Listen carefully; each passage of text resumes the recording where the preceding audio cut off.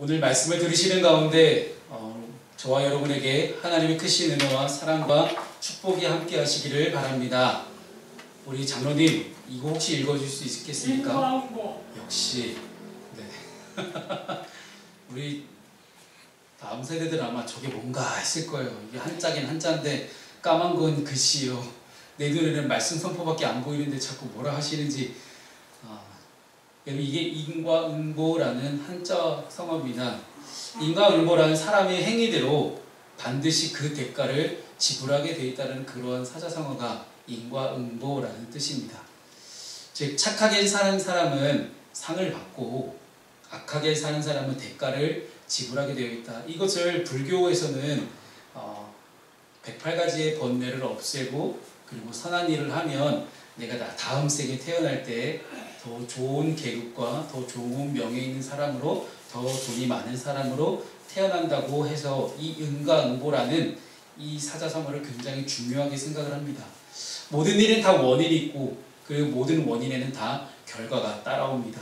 사람들은 이 인과응보가 너무나 당연하게 느껴지기도 하고 그래서 권선징악으로 끝나는 그런 소설이나 드라마, 영화들을 굉장히 좋아합니다. 베테랑이나 혹은 더킹 같은 그런 사회 부조리를 고발하고 선이 악을 통쾌하게 물리치는 그런 매체들을 우리가 접할 때 우리가 시원함을 느끼는 이유는 내가 할 수 없었던 그 심판을 누군가가 해줬다라는 그런 대리만족이 아닐까 싶습니다. 그러나 현실에서 과연 내가 살고 있는 이 땅에서 지금 2020년 2월 16일을 살아가고 있는 지금 우리에게 과연 그런 일들이 일어날 수 있을까에 대한 물음 앞에 정말 여러분 그렇다라고 대답할 수 있으시겠습니까? 여전히 우리의 삶은 이 드라마와 영화처럼 부조리는 많지만 그것이 말끔하게 해결되기는 참 어려운 시대를 살아갑니다. 여전히 불평등과 불공정의 시대를 살아가고 있고 여전히 많은 권력과 부조리들이 우리의 주변에 늘상 있습니다. 최근에 오스카상을 받았던 이 봉준호 감독의 기생충이라는 영화는 우리에게 주는 많은 여러 가지 의미가 있습니다. 그 중에 하나는 빈부격차가 모두에게 공평하게 다 주어지고 있다는 사실입니다. 빈부격차가 누군가에게만 있고 영화를 보는 우리에게 없는 것이 아니라 나 또한 빈부격차를 경험하고 있기 때문에 우리는 여전히 자본주의 사회에 살고 있다는 그런 느낌을 받게 합니다. 그러나 기생충이라는 영화에 대한 수많은 사회적 이슈들을 보면서 그리스도인은 과연 이 기생충이라는 영화를 어떻게 봐야 될까라는 그런 고민을 제가 해봤습니다. 그래서 제 메모장에다가 몇 가지를 한번 적어봤습니다.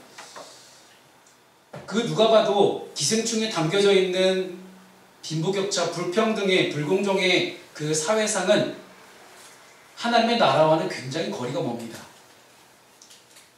하나님의 나라의 완성을 위해서 지금도 사명을 감당해야만 하는 우리 그리스도인들에 있어서 기생충의 그 사회적 현실 고발은 매우 불편하게 느껴지긴 합니다. 그리스도인은 지금 완성되지 않은 하나님의 나라에 살고 있습니다. 이 완성되지 않은 이유가 무엇일까요? 그것에서 고민하는 사람이 그리스도인입니다. 왜 내 삶 가운데 여전히 불공평과 불공정이 있을까를 고민하면서 이것들을 나의 주변에 있는 모든 사회 속에서 어떻게 하면 없애고 어떻게 하면 이것들을 다 불평등을 해소하고 하나님의 나라를 이 땅 가운데 만들 수 있을까를 고민하는 것. 그래서 마지막에 송강호의 아들이 자기의 아버지를 구하기 위해서 그 건물을 통째로 사기 위해서 어마어마한 저택을 다시 자기가 살려고 돈을 벌기 위해서 또 무진장 애를 쓰는 그 내용이 저는 별반 그리 달갑게 느껴지지 않았습니다. 왜냐하면 오직 돈이라는 목표를 향해 달려가고 있는 또 다른 젊은 세대의 모습을 보았기 때문입니다. 그래서 그리스도인은 완성되지 않은 하나님의 나라를 가지고 어떻게 하면 하나님의 나라를 이 땅 가운데 이룰 수 있을까를 고민하는 사람들입니다. 그리고 그 사람들을 통해서 하나님은 자신의 뜻을 이루십니다.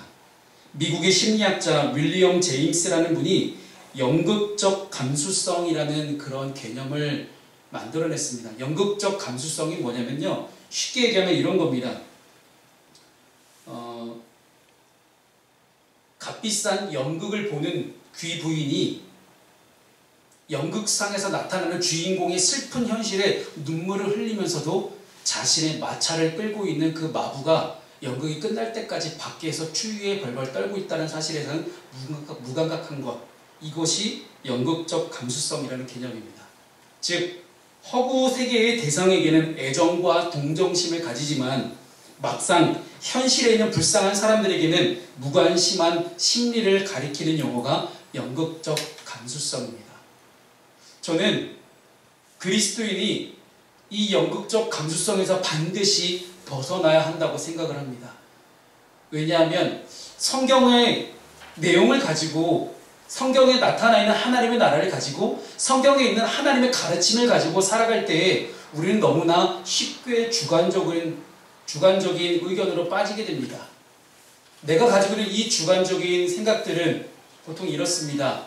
내 삶 가운데 나에게만 임하는 하나님의 나라, 오직 나는 예수를 믿고 나는 구원을 받고 나는 하나님 나라의 자녀답게, 하나님 나라의 백성답게, 하나님 나라의 시민권을 가지고 나는 하나님의 축복을 받으며 살아가지만 여전히 하나님의 축복을 받지 못하는 많은 현실 세계의 비그리스도인들에 대한 객관적인 감수성이 우리는 결여되기 때문입니다. 따라서 오늘 이 잠언 말씀, 또 오늘 설교의 제목인 인과응보, 기생충이라는 이 영화, 이 모든 것들 가운데 담겨지는 중요한 메시지 하나를 가지고 오늘 설교를 좀 이어가 나가려고 합니다. 공통적인 거부할 수 없는 진리 한 가지는 여전히 이 땅에 악은 존재한다는 것입니다. 최근에 저희 새신자반에서 그런 얘기가 나온 적이 있습니다. 귀신, 마귀에 대한 얘기가 나온 적이 있거든요. 얼마나 눈이 똘망똘망하게 저를 쳐다보든지, 귀신 얘기하면, 목사가 귀신 얘기하니까 그렇게 신기하게 들리나 봐요. 귀신 방언부터 시작해갖고 온갖 얘기를 다 꺼냈더니 너무 신기하게 됐습니다. 여러분, 악한 것은 존재합니다. 그런데 이 악한 현실 속에서 과연 우리는 어떻게 이 악한 현실을 바라봐야 되고, 이 악한 길에서 떠나서 정말 우리가 하나님께 축복받는 인생을 살아가고 이 땅에 하나님의 나라를 이뤄가려면 어떻게 할 수 있을까? 이 악한 것들을 도대체 하나님은 어떻게 그들을 벌하실까? 이 악한 사람들에 대해서 왜 하나님은 지금 침묵하실까에 대한 그런 대답들이, 그런 정답들이 오늘 본문 가운데 여러분들이 발견할 수 있기를 소망합니다. 구약 성경에 보면 하박국 선지자가 있습니다. 이 하박국 선지자는 시대의 부조리와 여러 가지 많은 기득권층들의 부정부패로 많은 백성들이 신음하고 있는 그 상황 가운데 이렇게 하나님께 탄원합니다. 하박국 1장 2절 3절을 제가 읽어드리겠습니다. 여호와여, 내가 부르짖어도 주께서 듣지 아니하시니 어느 때까지리이까? 내가 강포로 말미암아 외쳐도 주께서 구원하지 아니하시나이다. 어찌하여 내게 죄악을 보게 하시며 폐역을 눈으로 보게 하시나이까? 겁탈과 강포가 내 앞에 있고 변론과 분쟁이 일어났나이다. 이 말씀의 내용이 이렇습니다. 여전히 우리 사회에 악이 존재하고 있고, 여전히 부정부패가 판에치고 있고, 여전히 악한 사람들이 그렇게 승승장구하고 있는데 왜 하나님은 가만 놔두자는 거예요? 유다 땅에 악을 행하는 자가 너무 많은데 하나님께서 그들을 내버려 두시는, 그 악을 향해 침묵하시는 그런 하나님께 항변하고 있는 이 하박국 선지자의 물음에 하나님은 이렇게 답하십니다. 하박국 2장 3절입니다. 이 묵시는 정한 때가 있나니 그 종말이 속히 이르겠고 결코 거짓되지 아니하리라. 비록 더딜지라도 기다리라. 지체되지 않고 반드시 응하리라. 하나님의 때가 있다는 것입니다. 하나님의 때가 되면 하나님의 때에 하나님의 방법으로 하나님이 악을 심판하실 것임을 분명히 성경 우리에게 가르쳐주고 있습니다. 그리고 그 심판의 소식 때문에 많은 사람들이 놀라게 될 것이라고 말씀합니다. 우리 하나님은 어떤 하나님이십니까? 악을 반드시 심판하시는 하나님입니다. 근데 이것이 심판하는 모든 과정과 방법과 때가 우리의 때와 우리의 과정과 우리의 방법과는 다르다라는 이야기입니다. 비록 당장 우리의 눈에 보이지 않을지라도 악은 반드시 하나님의 심판을 받는다는 사실을 기억하고 사는 사람이 지혜로운 사람입니다. 그것에 연연하지 않는 사람이 지혜로운 사람입니다. 오늘 본문의 18절 말씀을 함께 읽어보겠습니다. 시작. 악인은 의인의 속전이 되고 사악한 자는 정직한 자의 대신이 되느니라. 아멘. 여기서 이 속전이라는 단어가 히브리어로 코페르라고 씁니다. 이 코페르라는 단어는 누군가의 죄와 그로 인해서 그가 죄의 고통을 당할 때 그 모든 것들을 대신 감당한다는 것을 코페르라는 단어를 씁니다. 그런데 한 가지 의문점은 이 의인이 죄를 짓고 의인의 죄에 대한 고통을 대신 감당하게 된다면 그것은 의인이 죄를 짓는다는 것으로, 의인이 죄를 지으면 의인이 아니지 않습니까? 뭔가 앞뒤가 안 맞고 문장 안에서 어폐가 있는 것 같은데, 이 본문에 의도하는 것은 다음과 같습니다. 악인이 의인을 넘어뜨리려고 계략을 꾸밀지라도 결국 그 계략에 자기가 넘어가게 된다는 사실입니다. 아무리 악인이 찾아와서 의인에게 죄를 짓게 만든다 할지라도 그 죄값을 결국은 악인이 치르게 된다는 이야기죠. 그래서 우리가 페르시아 왕 때, 페르시아 시대 때 하만이라는 이 페르시아 대신이, 귀족이 이스라엘 백성들을 다 죽이려고 이 이스라엘 민족의 에스더 왕비의 삼촌이었던 모르드게를 죽이려고 음모를 꾸몄지만 결국 똑같은 방법으로 자기가 파멸을 당하게 됩니다. 이처럼 악인의 계략이 결국 스스로에게 올무가 되게 하신다는 것입니다. 하나님께서 결코 악인이 형통하게 두시지 않는다는 사실입니다. 그들을 반드시 벌하시고 그들에게 악한 길에 대한 보상이 과연 대가를 어떻게 치르게 될지를 분명히 말씀하십니다. 그렇다면 오늘 본문이 이야기하는 악한 자의 길은 어떤 길인지 오늘 두 가지를 함께 살펴보겠습니다. 첫 번째는 하나님이 싫어하시는 악한 길, 첫 번째가 있습니다. 그것은 세상의 즐거움을 쫓아 사는 것입니다. 오늘 본문의 17절 말씀을 함께 읽어볼까요? 시작. 연락을 좋아하는 자는 가난하게 되고 술과 기름을 좋아하는 자는 부하게 되지 못하느니라. 아멘. 우리가 보통 악인의 길이라고 하면 우리가 윤리도덕적인 범죄를 떠올립니다. 여기서 연락을 좋아하는 자는 세상의 즐거움에 빠져 사는 것을 말하고, 술과 기름을 좋아하는 자는 방탕한 삶을 사는 것을 말합니다. 즉 세상의 즐거움을 따라 사는 것을 오늘 본문은 하나님이 싫어하시는 악한 길이다라고 이야기하고 있습니다. 이 세상의 즐거움에 대해서 이 잠언 말씀이 좀 구체적이지 못한 것 같아서 요한 1서 2장 16절 말씀을 좀 가지고 여러분에게 설명을 좀 드리도록 하겠습니다. 세상의 즐거움은 바로 이렇습니다. 함께 읽어볼까요? 시작. 이는 세상에 있는 모든 것이 육신의 정욕과 안목의 정욕과 이생의 자랑이니 다 아버지께로부터 온 것이 아니요 세상으로부터 온 것이라. 아멘. 육신의 정욕, 안목의 정욕, 이생의 자랑, 이 세 가지는 세상의 것이 아니라 하나님께로부터 온 것이 아니다라고 성경이 분명히 말하고 있습니다. 그러나 사람들은 육신의 정욕을 따라 필요 없는 것들을 내가 당장 쓰지 않아도 계속해서 쌓아두기 시작을 하고 더 많은 것들을 갈망하며 살아갑니다. 내가 굳이 사지 않아도 되는데 이것을 컬렉션 하겠다면서 굳이 내 방에다 다 모아놓는 그런 일들도 있고요.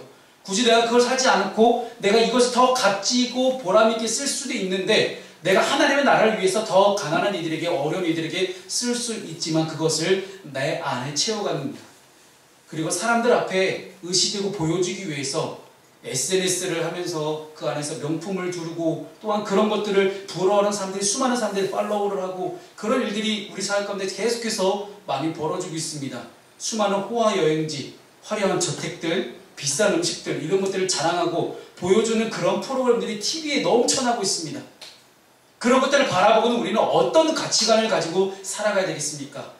그것들을 바라보면 그런 것들을 마음에 품고 나도 저렇게 한번 살아봐야지, 나도 저렇게 한번 부티나게, 나도 저렇게 사람들에게 팔로우를 당하면서 나도 저렇게 사람들에게 부러움을 사는 그런 삶을 살아갈 수 있을까에 대한 고민들, 그런 고민들이 우리 현대인들이 고민이 아닐까 생각합니다. 그러니 내가 다 가진 줄 알았지만 또다시 나에게 부족한 것이 보이고 그것들을 얻기 위해 수단과 방법을 가리지 않고 그렇게 또 다른 일들을 벌이기 시작합니다. 그것이 사람은 욕심이라고 지난주에 말씀 가운데 함께 나눴습니다만은, 이 세상의 풍요를 쫓아 사는 사람은 중요한 것이 있습니다. 하나님께로부터 오는 것이 아니라 세상으로부터 오는 것을 따라 살아가다 보니 하나님이 주시는 풍요를 경험하지 못합니다. 가치의 차이입니다. 가치관의 차이예요. 이것을 가치 있다고 생각하는 것이 하나님의 기준과 세상의 기준이 너무나 다르다는 사실이에요. 여러분, 평안과 행복이란 단어도 똑같습니다. 평안과 행복도 굉장히 상대적입니다. 누군가에게는 행복이 될 수 있지만 누군가에게는 고통일 수도 있는 것이 상대적인 행복의 개념입니다. 그런데 세상에서는 내가 행복이라고 생각했는데 이것이 하나님께 행복이 아닐 수도 있고, 하나님께는 평안인 줄 알았는데 세상에는 이것이 결코 평안할 수 없는 그런 경우도 있습니다. 분명히 하나님과 세상을 겸하여 섬길 수 없다라고 분명히 성경은 가르쳐주고 있기 때문입니다. 겉으로는 부해 보일지라도, 겉으로는 굉장히 부유해 보일지라도 영적으로는 가난한 이들이 너무나 많습니다. 겉으로는 그렇게 잘 사는 것 같으면서도 여전히 SNS에 올라오는 수많은 글들을 보게 되면 우울증과 낮은 자존감과 어찌할 바를 모르는 그런 마음 상태를 가지고 살아가는 이들이 너무나 많이 보게 됩니다.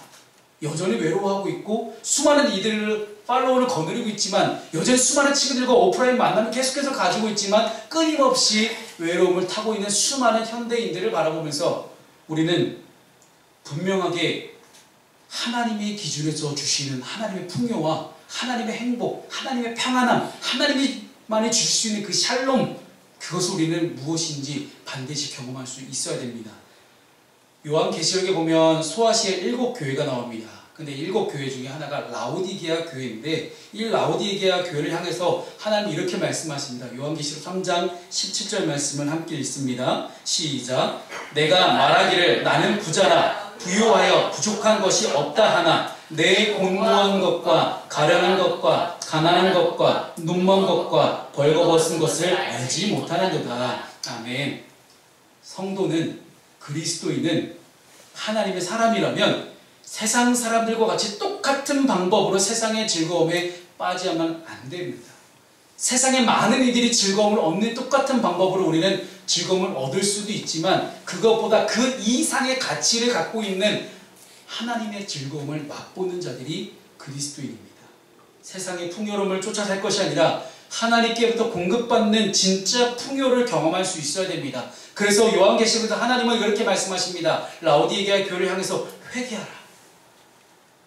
세상의 즐거움을 쫓아 살았던 그 모든 것들을 회개하라. 세상의 불을 쫓는 그런 삶의 자세와 마음을 버리고 이제는 하늘의 보화를 쫓아 살아가라는 겁니다. 언젠가 반드시 꼭 저희 교회 안에서 하고 싶은 그런 영적인 프로그램 하나가 있습니다. 예수전도단이라는 그런 선교단체에서 쓰는 그런 영적인 방법 중에 하나인데요.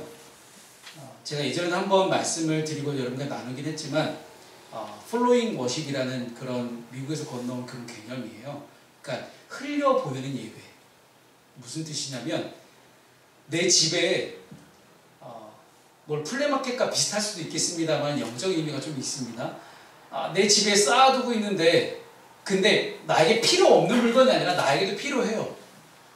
이걸 안 쓰는 게 아니에요. 나도 쓰고 있는 것이지만 이것을 내가 아니라 나보다 더 필요한 사람을 위해서 흘려보낼 수 있는 그런 워십이 바로 플로잉 워십인데요. 그래서 미국에 있는 제 친구 목사가 목회하는 교회에서 이 플로잉 워십을 하게 되면 이렇게 합니다. 일주일 혹은 한 달 동안 기도를 합니다. 아니면 1년 동안 하기도 해요. 1년 동안 이제 성탄절까지 1년 동안 계속 기도하면서, 하나님, 저에게도 필요하지만 혹시 저보다 더 필요한 이가 있다면 그 물건은 과연 뭘까요? 라고 하나님께 질문을 하는 거예요. 분명하게 구체적으로 그렇게 하나님께 질문했을 때 하나님은 어떤 한 가지 물건을 생각나게 하십니다. 그리고 이것이 꼭 필요한 한 사람까지 생각나게 하실 때도 있어요. 아닐 때도 있습니다. 그냥 내가 모르는 불특정 다수일 수도 있고요. 다 모두가 필요할 수도 있고요. 혹은 누군가 한 사람이 꼭 필요할 때도 있어요. 그 목사가 그렇게 이야기를 해요. 산지 얼마 안 된 노트북이 하나 있더라는 거예요. 근데 자기네 교회에서 파송하는 한 선교사님이 말도 못하고 노트북은 필요한데 말도 못하고 끙끙거리고 있던 거예요. 근데 이 플로잉 워십에서 이 목사가 자기 산지 얼마 안 된 그 노트북을 내놨습니다. 플로잉 워십으로. 그랬더니 그 선교사님이 그렇게 고백을 하는 거예요. 이 노트북이 정말 꼭 필요했는데 하나님이 목사님을 통해서 채워주시는 경험합니다. 물론 그 목사님은 또다시 노트북 없는 신세가 됐어요. 하지만 그렇게 마음이 편안했다라는 거예요. 하나님의 법칙에 따라서 하나님 흘려보내시는 대로 물건이 계속 흘러가게 만드는 이런 공유경제, 이것이 바로 하나님 나라입니다.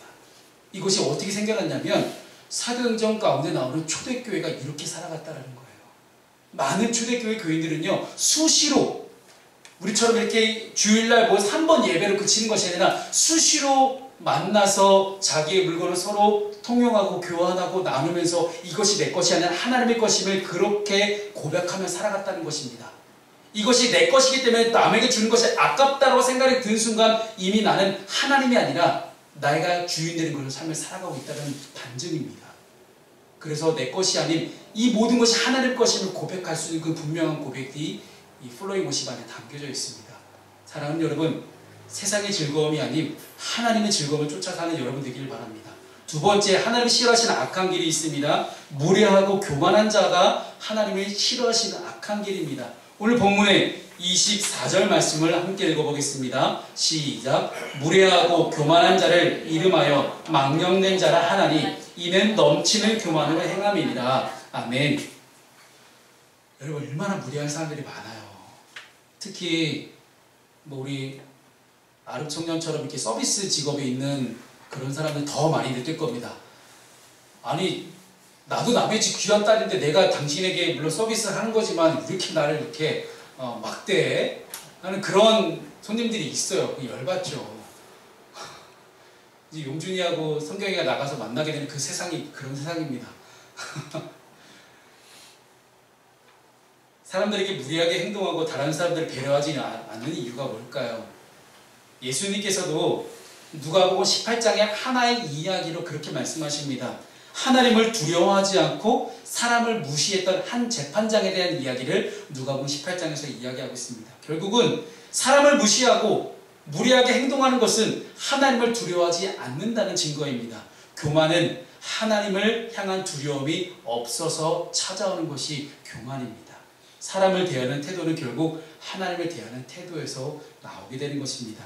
그래서 오늘 본문 말씀을 보면 네 가지로 하나님을 두려워하지 않는 자들의 태도를 25절부터 28절까지 하나씩 하나씩 다 꼬집고 있어요. 25절은 게으른 자를 이야기하고 있고요. 26절은 탐하기만 하고 베풀지 않는 자, 27절은 자신의 탐욕을 위해서 하나님께 드리는 자, 즉 뭔가 헌금을 해도 내 이익을 위해서 하나님 더 큰 거 주시겠지 않은 그런 보상심리로 하나님께 헌물하는 그런 사람들입니다. 28절 말씀은 거짓 증언하는 자, 이 사람들에 대해서 하나님을 두려워하지 않는 자라고 성경은 분명하게 가르쳐줍니다. 이처럼 하나님께서 미워하시는 악한 자의 길, 악인의 길을 가는 자에 대해서 하나님은 반드시 심판하시겠다라고 성경은 우리에게 말씀합니다. 하나님께서는 심판의 기준이 분명합니다. 하나님의 기준에 따라 심판하시겠다고 합니다. 기준은 단 한 가지입니다. 하나님의 기준이에요. 물론 성경에서는 믿지 않는 자와 믿는 자의 심판을 분명하게 다르게 이야기합니다. 그러나 믿는 사람도 우리 그리스도인도 절대 넘어갈 수 없는 심판대가 있는데 그것이 바로 고린도후서 5장 10절입니다. 함께 읽어볼까요? 시작. 이는 우리가 다 반드시 그리스도의 심판대 앞에 나타나게 되어 각각 선악간의 그 몸으로 행한 것을 따라 받으려 함이라. 아멘. 선악간의 그 몸으로 행한 것을 따라 받게 하려 함이라. 우리는 다 심판대 앞에 서서 우리가 행했던 모든 것들에 대한 심판을 받습니다. 근데 누군가는 거기서 하나님의 나라의 보상을 받습니다. 어떤 삶을 살아가시겠습니까? 중요한 것은 내가 벌 받을 것이 두려워서 하나님께 벌벌 떨며 살아가는 것이 아니라 하나님은 모든 것들을 기억하시고 모든 것들에 대해서 하나님의 기준대로 하시는 그런 신실하신 하나님이라는 사실입니다. 기준이 왔다 갔다 하는 그런 인간이 아니라 하나님은 늘 공평과 정의의 기준으로 선택하시는 그런 하나님이라는 사실입니다. 그러므로 성도가 세상의 사람들과 같이 악한 자의 길을 걸으면서 나는 구원받았으니까 상관없어 라고 이야기하는 것은 구원파들이 하는 잘못된 교리입니다. 사랑하는 여러분, 말씀을 정리합니다. 여러분 안에 하나님 앞에서 나의 모습은 과연 어떤 모습일까를 좀 되돌아볼 수 있는 한 주간 됐으면 좋겠습니다. 하나님이 보시기에 나는 과연 어떤 사람일까? 하나님 보시기에 내 말과 내 행동이 과연 어땠을까? 이거 정말 하나님이 기쁘시게 하는 그런 말과 행동이었을까를 고민할 수 있는 저의 여러분 되기를 주님의 이름으로 축원합니다.